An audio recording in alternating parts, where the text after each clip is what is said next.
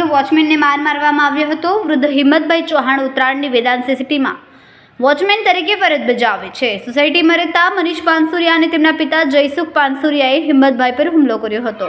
હિંમતભાઈએ ખુરશી સરકી મૂકવાનું કહેતા તે ઉશ્કેરાઈ ગયા હતા।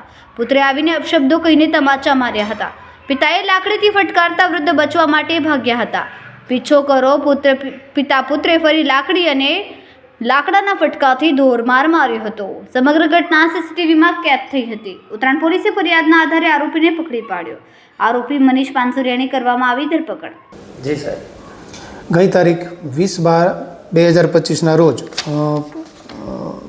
જે વોચમેન અને સોસાયટીમાં રહેતા જયસુખભાઈ પાનસુરિયા તેમજ તેમનો દીકરો મનીષભાઈ પાનસુરિયા ને ઝઘડો થયેલો વોચમેન સાથે, જેમાં ખુરશી મૂકવા બાબતે વોચમેને એમના પિતાને કહેલું કે ખુરશી વ્યવસ્થિત મૂકો, જેનું બંને વચ્ચે જે બાબતે ઝઘડો થતાં આરોપી અને વોચમેનો વચ્ચે ઝઘડો થયેલો, જેમાં લાફાલાફી થયેલા બંને વચ્ચે।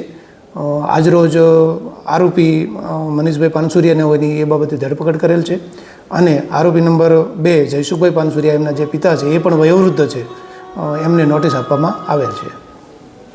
સમય મીડિયા ન્યૂઝ સાથે સુનિલ પાટીલ, સુરત।